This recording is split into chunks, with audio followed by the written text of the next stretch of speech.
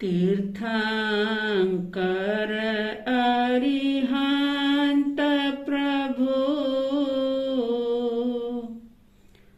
वीतराग भगवान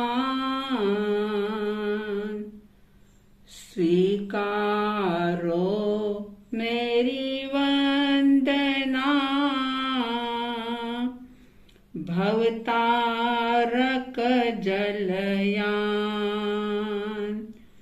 परमेष्टि की वंदना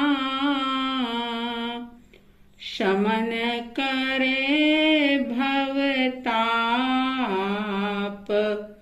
स्मरण मनन से चेतना जागे अपने आप। श्रद्धालु जिज्ञासु श्रोताओं, महापुरुषों का सुनो चरित्र और जीवन अपना करो पवित्र। इस श्रृंखला में आज हम बात करेंगे आचार्य सिद्धसेन दिवाकर जी की। सिद्धसेन जिन्होंने वृद्धवादी आचार्य के पास संयम ग्रहण किया था और दीक्षा के बाद इनका नाम कुमुद चंद्र रखा गया था, लेकिन आगे जाकर के ये सिद्धसेन के नाम से ही ज्यादा प्रसिद्ध हुए। इन्होंने ही कल्याण मंदिर की रचना की। कल्याण मंदिर के अंत में कुमुद चंद्र नाम भी आता है। तो वृद्धवादी आचार्य के शिष्य थे ये और संस्कृत के प्रकांड पंडित थे। एक बार ऐसा हुआ कि कुछ लोग इस प्रकार की बातें कर रहे थे कि जैन संतों को संस्कृत का ज्ञान नहीं होता है। संस्कृत भाषा से जैन साधु साध्वी अपरिचित होते हैं, इसीलिए जैन धर्म के सारे शास्त्र प्राकृत भाषा में लिखे गए हैं। और तो और जैन धर्म का जो मुख्य मंत्र है नौकार मंत्र, वह भी प्राकृत में है। इसे देखकर ऐसा लगता है कि जैन धर्म के साधु साध्वी को संस्कृत का ज्ञान नहीं है और संस्कृत का ज्ञान नहीं होने के कारण से ही इतनी सरल जन भाषा में इनके शास्त्र लिखे गए हैं। जब मुनि कुमुद चंद्र यानी कि सिद्धसेन ने ये बात सुनी तो वो तो संस्कृत के बहुत अच्छे ज्ञाता थे ही, वे इस बात को बर्दाश्त नहीं कर पाए और तुरंत ही उन्होंने बिना सोचे समझे नौकार मंत्र का संस्कृत में अनुवाद कर दिया। और जब संस्कृत में अनुवाद हुआ तो उनके गुरु को जब ये बात पता चली तो उन्होंने कहा कि तुमने अपना अहंकार प्रदर्शित करने के लिए, अपने आप को ज्ञानी बताने के लिए नौकार मंत्र जो अनादि निधन मंत्र है और जो प्राकृत भाषा में है, उसको संस्कृत में करने का तुम्हें कोई अधिकार ही नहीं, क्योंकि तीर्थंकर परमात्मा गणधर देव जो बहुत ज्ञानी थे, उन्होंने भी कभी इसे संस्कृत में नहीं अनुवाद किया, तो तुम कैसे कर सकते हो। सिद्धांत के पक्के थे उनके गुरु वृद्धवादी आचार्य, तो उन्होंने उनको प्रायश्चित दिया कि तुमने ये बहुत अनर्थपूर्ण कार्य किया है। अगर संस्कृत में करना ही होता तो तीर्थंकर परमात्मा गणधर देव या हमसे पहले जो बहुत महान आचार्य देव हुए हैं, वो भी इसे संस्कृत में बना सकते थे, लेकिन उन्होंने ऐसा नहीं किया। तो अनादि निधन जो मंत्र है, महामंत्र नौकार, उसके साथ छेड़छाड़ करने का तुम्हें कोई हक नहीं, अधिकार नहीं। तुमने अनर्गल चेष्टा की है, जो नहीं करना चाहिए वो कार्य तुमने किया है, इसलिए तुम प्रायश्चित के अधिकारी हो। और उनको प्रायश्चित क्या दिया कि 12 वर्ष तक अपनी मुहपत्ति और रजोहरण को गुप्त रखते हुए एक अवधूत योगी के रूप में तुम्हें विचरण करना है, अकेले ही। और सिर्फ विचरण ही नहीं करना, बल्कि राजाओं को प्रतिबोध देना, राजाओं को जैन दर्शन का, जैन धर्म का अनुरागी बनाना, ये उनको प्रायश्चित दिया गया। और उन्होंने उस समय में बहुत विनम्रता के साथ प्रायश्चित स्वीकार किया और वे अपने प्रायश्चित को पूरा करने के लिए अलग विचरण करते हैं। ऐसा कहा जाता है कि जब 12 वर्ष का जो प्रायश्चित था, उसमें से 7 वर्षों में उन्होंने बहुत सारे राजा महाराजाओं को उपदेश दे करके, समझा करके अनुव्रती श्रावक बना दिया था, जैन धर्म का अनुरागी बना दिया था। और लगभग 7 वर्ष पूरे होने के बाद, क्योंकि प्रायश्चित 12 वर्ष का था, वे विहार करते करते उज्जैनी नगरी में आते हैं, जहां पर विक्रमादित्य राजा राज्य कर रहे थे। विक्रमादित्य जो जैन धर्म से बिल्कुल अपरिचित थे, जब सिद्धसेन दिवाकर का पदार्पण वहां हुआ तो विक्रमादित्य, जो कि साधु के त्याग से, उनकी वीतरागता से, उनकी साधना से बिल्कुल ही अनजान थे, वैसे विक्रमादित्य बहुत उदार थे, परोपकारी थे, किंतु उनको शुद्ध धर्म का कुछ पता नहीं था। आत्म धर्म क्या होता है, जिन धर्म क्या होता है, वे नहीं जानते थे। और सिद्धसेन दिवाकर को अपने प्रायश्चित के रूप में राजा को प्रतिबोध देना था, और उसी उद्देश्य से सिद्धसेन दिवाकर उज्जैनी नगरी पहुंचे थे। अब सिद्धसेन दिवाकर जी ने क्या किया कि वे शिव मंदिर में जाते हैं और वहां जाकर के शिवलिंग की तरफ, जहां शिवलिंग स्थापित था, उसकी तरफ पैर रख करके लेट जाते हैं।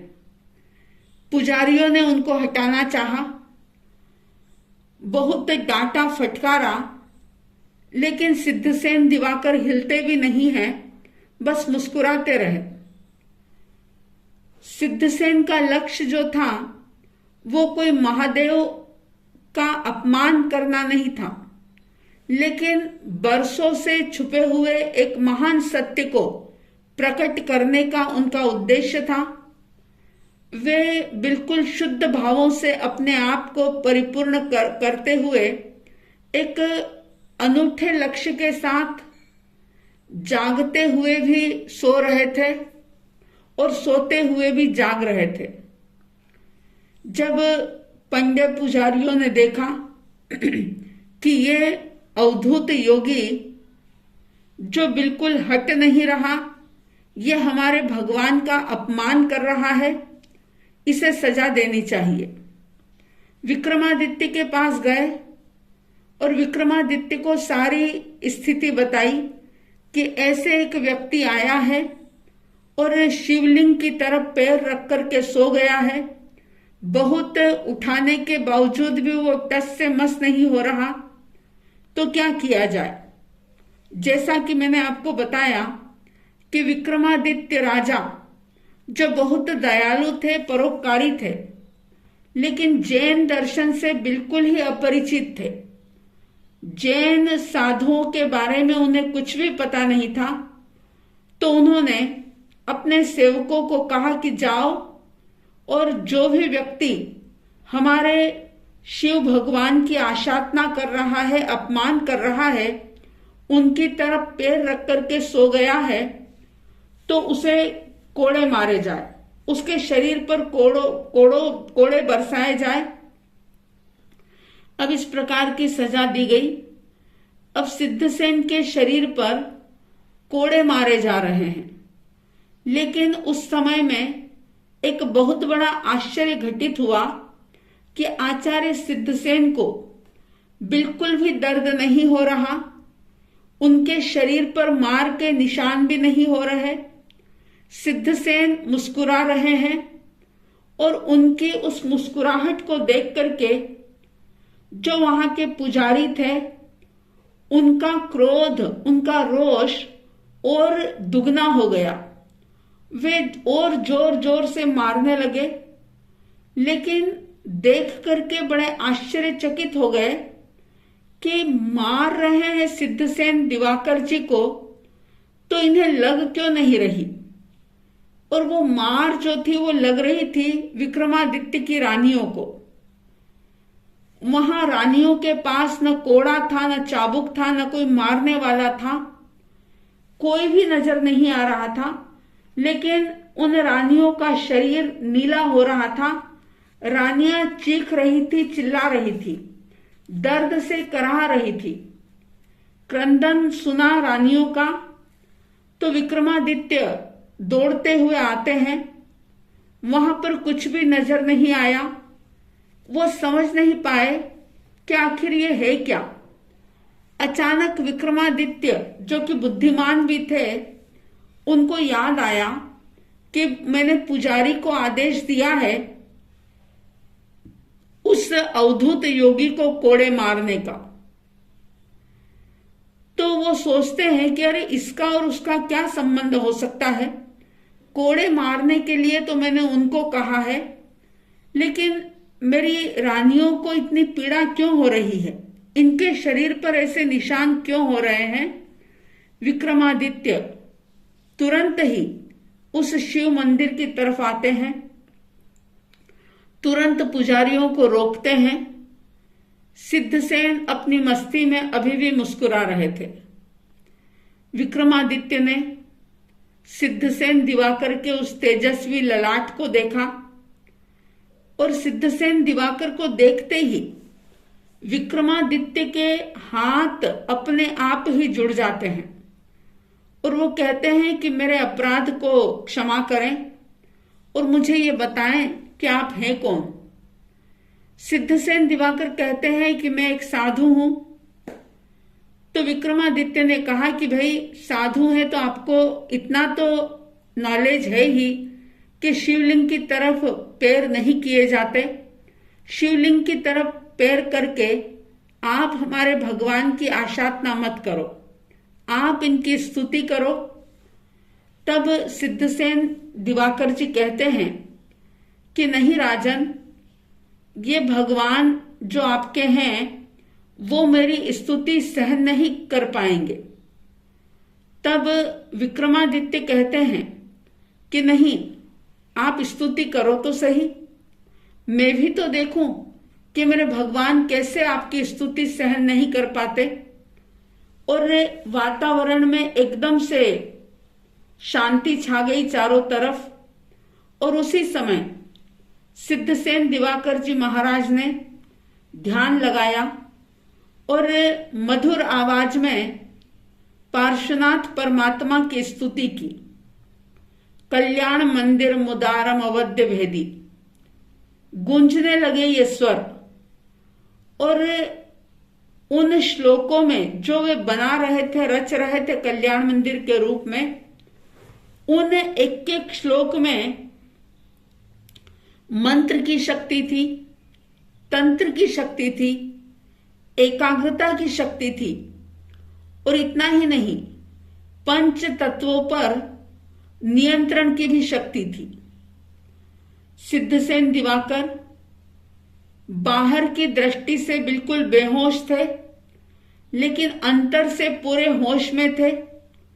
समर्पण की गंगा में, भक्ति की गंगा में वो डुबकी लगा रहे थे। संस्कृत के प्रकांड विद्वान थे, उनके लिए कोई भी रचना करना बिल्कुल दाएं हाथ का खेल था। उन्होंने कल्याण मंदिर स्तोत्र की रचना वहां पर हुई, मतलब भगवान की स्तुति उन्होंने की। सारे लोग स्तब्ध रह जाते हैं, मानो सारी लोगों की गतिविधियां ठहर सी गई हो। कोई कुछ भी नहीं कह रहा था।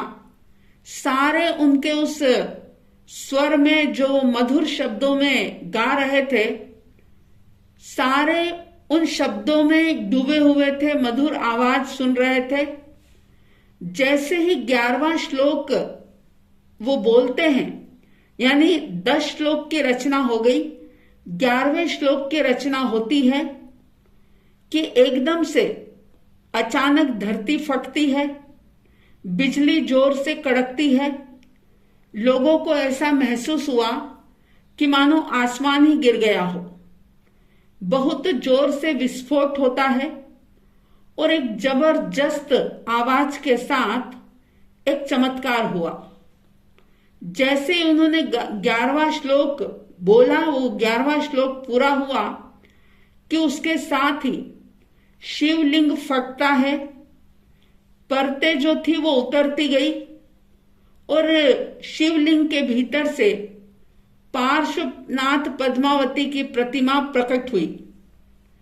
विक्रमादित्य राजा ये सारा माजरा देख करके हतप्रभ रह जाते हैं।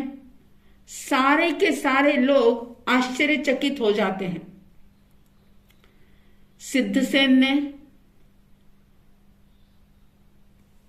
राजा की जिज्ञासा का समाधान करते हुए कहा कि हे राजन, ये 23वें तीर्थंकर भगवान पार्श्वनाथ हैं।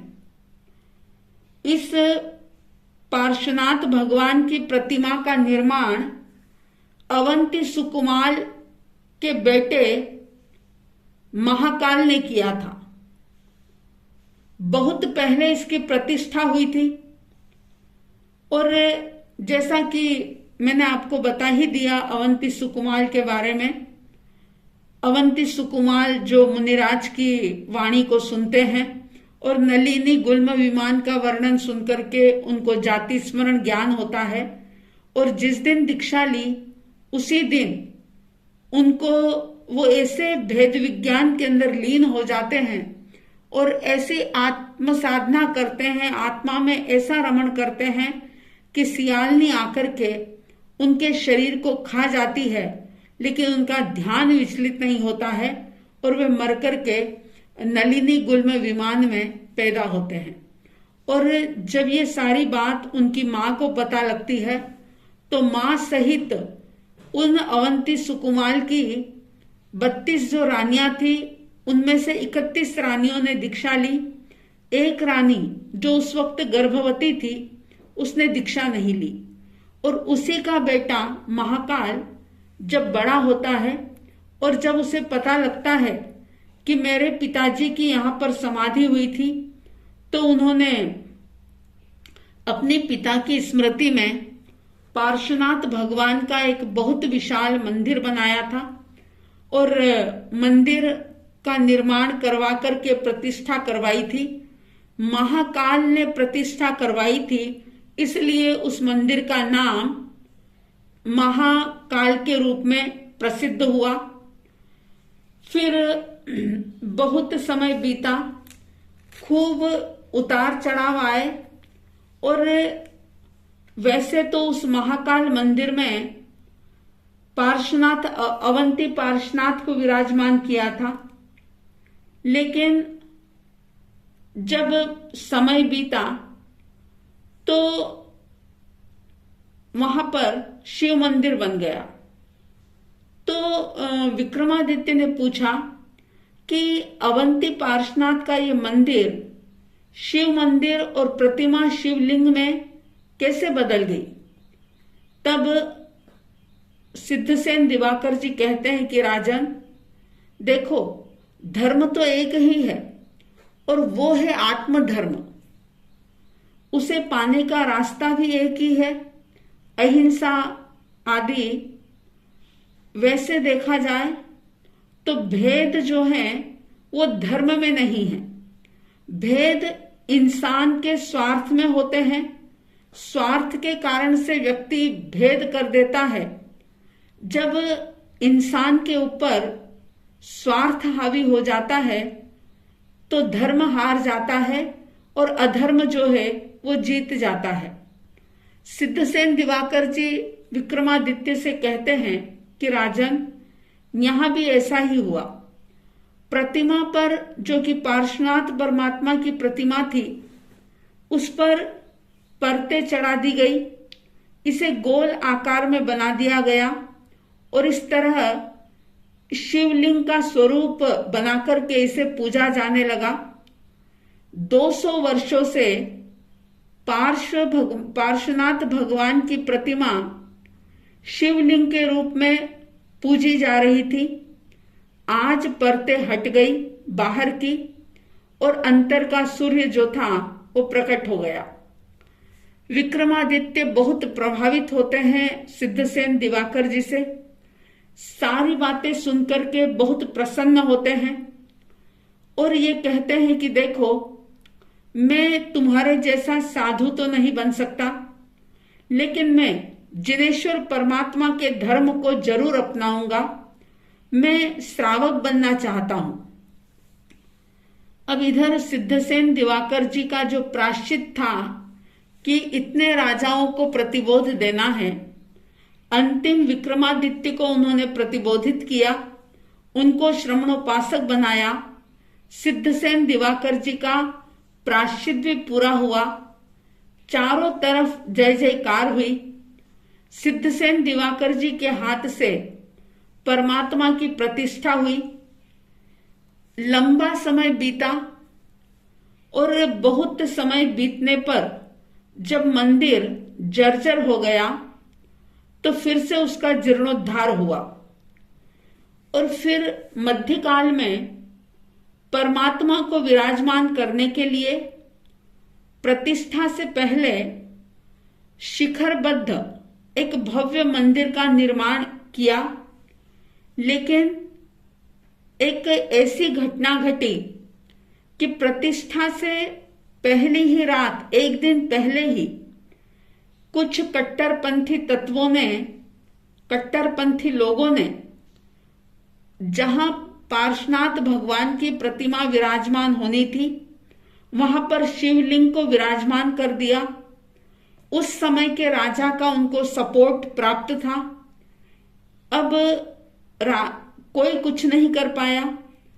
ये सारी हरकत देख करके जैन समाज बहुत विचलित हुआ, चिंताग्रस्त हुआ, एक तरह से सकते में आ गया। तभी एक चमत्कार हुआ वहां पर कि अवंती पार्श्वनाथ की अनुपम प्रतिमा जो थी, नीचे भोयरे में बनी एक वेदिका पर, जिस पर की दूसरी प्रतिमाएं विराजमान होनी थी, उस पर अपने आप पहुंच करके प्रतिष्ठित हो जाती है। उस समय में मंदिरों पर यवन का आक्रमण बहुत तेजी से था, इसलिए दूरदर्शी उस समय के जैन समाज ने शिखरबंध मंदिर नहीं बनाया। उस आक्रमण से अपने तीर्थ की सुरक्षा के लिए गृह मंदिर का ही उसका आकार रखा। लेकिन समय बीता और समय बीतने के साथ साथ अब आज वर्तमान में बहुत ही भव्य मंदिर उज्जैन में अवंती पार्श्वनाथ के रूप में प्रसिद्ध है और दुनिया भर के हजारों लोग उस अवंती पार्श्वनाथ भगवान के दर्शन करने के लिए उज्जैन जाते हैं। तो ये सारा आचार्य सिद्धसेन दिवाकर जी ने करवाया था। तो ऐसे दीक्षित नाम जिनका कुमुद चंद्र था, लेकिन आगे जाकर के ये सिद्धसेन दिवाकर जी के नाम से फेमस हुए। इन्होंने भी अपने जीवन काल में बहुत सारे ग्रंथों की रचना की, स्तोत्रों की रचना की, जिसमें कल्याण मंदिर जो है वो आज भी जन जन में गाया जाता है। कल्याण मंदिर के रूप में कल्याण मंदिर के माध्यम से आज भी पार्श्वनाथ परमात्मा की बड़ी भक्ति के साथ स्तुति की जाती है, तो ऐसे सिद्धसेन दिवाकर जी, जिनके जीवन से हमें प्रेरणा लेनी चाहिए कि जीवन में चाहे कितने भी कष्ट आ जाएं, लेकिन सत्य से कभी विचलित नहीं होना चाहिए। अपने स्वार्थ के लिए सत्य को बलि नहीं चढ़ाना चाहिए। जो सत्य है वो सत्य है, झूठ के आगे मस्तक कभी भी झुकाना नहीं चाहिए, फिर चाहे प्राणों की आहुति क्यों न देनी पड़े। कैसी विकट परिस्थिति सिद्धसेन दिवाकर जी के सामने आई, कोड़ों से मारा गया, लेकिन फिर भी वे अपने धर्म से विचलित नहीं हुए, और उनके धर्म से विचलित नहीं होने के कारण, यानी धर्म में दृढ़ रहने के कारण ही ऐसा चमत्कार होता है कि शिवलिंग की सारी परतें हट जाती हैं और उसके भीतर में छिपी हुई पार्श्वनाथ परमात्मा की प्रतिमा प्रकट हो जाती है।